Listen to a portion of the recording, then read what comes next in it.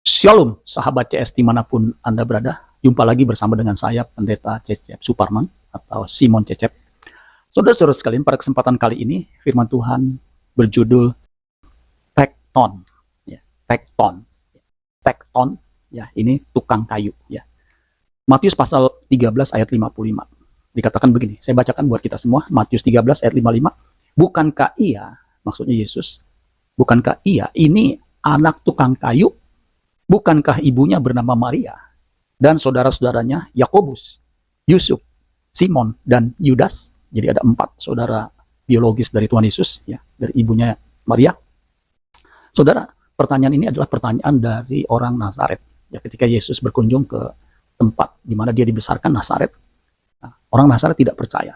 Bagaimana bisa Yesus, katakan anak tukang kayu, bisa mengajar sedemikian dahsyat, luar biasa. Makanya pertanyaannya, bukankah iya Yesus ini anak tukang kayu? Ya, mereka mengenal ibunya Maria, kemudian saudaranya ada namanya Yakobus, penulis surat Yakobus, ya, Yusuf, Simon, dan Yudas. Injil Markus 6 ayat 3 ini perikop yang sejajar tentang Yesus ada di Nazaret. Dikatakan begini, bukankah ia ini tukang kayu? Kalau tadi Injil Matius mengatakan, bukankah ia ini adalah anak tukang kayu? Nah, di sini dikatakan, bukankah ia ini tukang kayu, anak Maria, ya, ibunya Maria, ya, anak Maria, saudara Yakobus, Yoses, ya, Yoses itu Yusuf sama Yudas, Simon, ada 4 saudaranya yang laki-laki, ada namanya di sini disebutkan. Kemudian dikatakan, dan bukankah saudara-saudaranya yang perempuan, ya, ada bersama kita? Jadi ternyata bukan hanya saudara laki-laki, tapi ada saudara perempuan. Nah, tidak dijelaskan nama-namanya maupun siapa saja, ya. Lalu mereka kecewa dan menolak dia.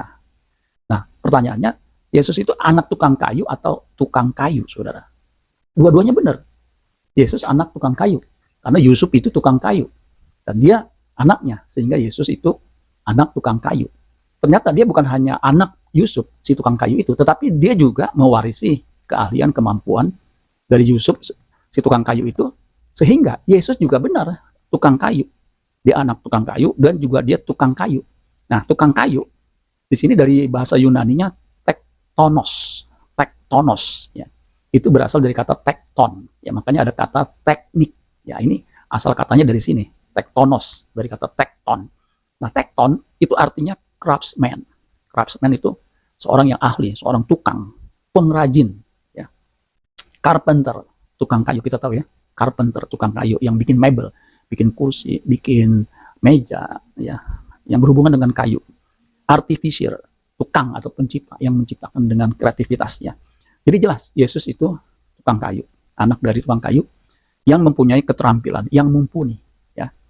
Dia belajar tentunya dari ayahnya, ya, soal pertukangan, ya, sehingga dia disebut tukang kayu, saudara.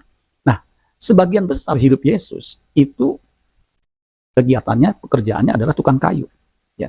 Kalau kita baca Alkitab dengan teliti, Yesus itu baru terbuka secara umum itu ketika usia 30 tahun, di mana dia dibaptis oleh Yohanes Pembaptis di Sungai Yordan, ya. Jadi selama 30 tahun, ya, Yesus itu ada di marketplace. Dia berusaha, dia berbisnis sebagaimana layaknya banyaknya orang Yahudi kebanyakan, ya.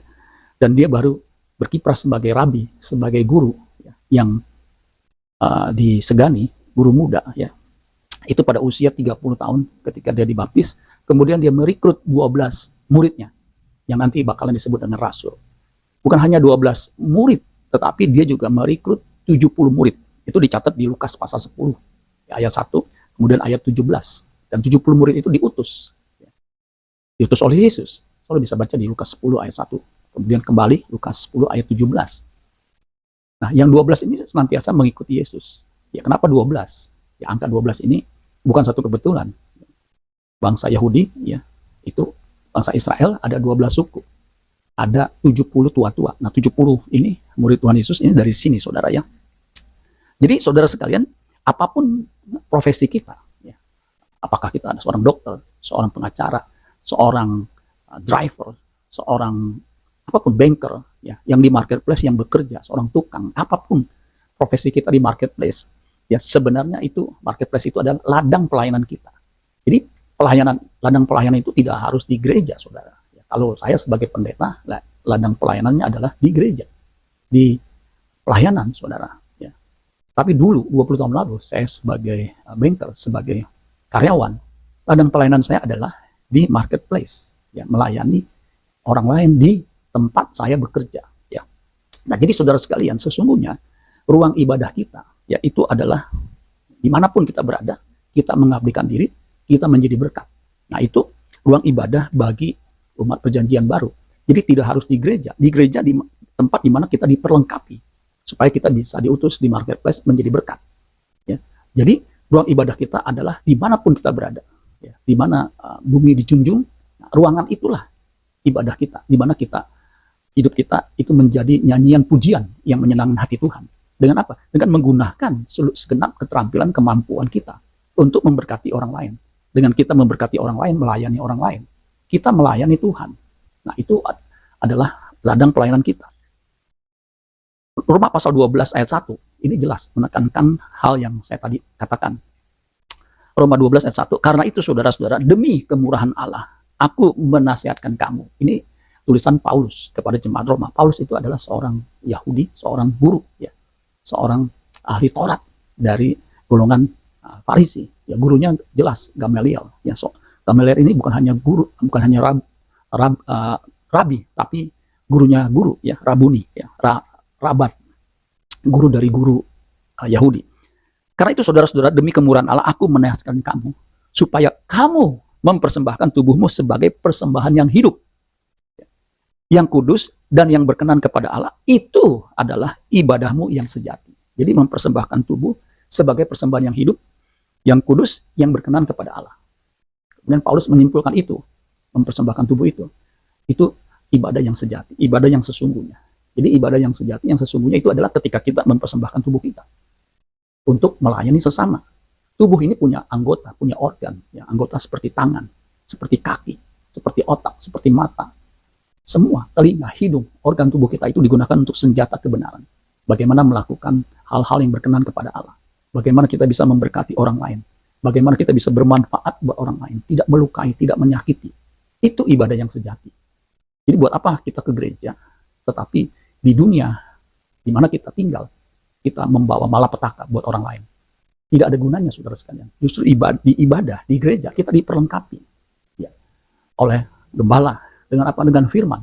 Supaya kita bisa mengabdi sesuai dengan kehendak Allah. Dimanapun kita berada. Kita membawa keharuman Kristus. Jadi gunakan keterampilan saudara, kemampuan teknis atau non-teknis, soft skill atau hard skill saudara, untuk apa? Melayani sesama. Sehingga orang diberkati dan melihat, ya, orang sebaik dia tidak mungkin menyembah Tuhan yang salah. Pasti Tuhannya benar. Itu memuliakan Allah Bapa di sorga. Amin buat firman Tuhan. Tuhan Yesus memberkati. Kalau saudara diberkati, saudara boleh share video ini kepada siapapun yang Tuhan taruh dalam hati saudara untuk disampaikan. Saya percaya itu juga pelayanan buat saudara. Tuhan Yesus memberkati. Sola Gracia.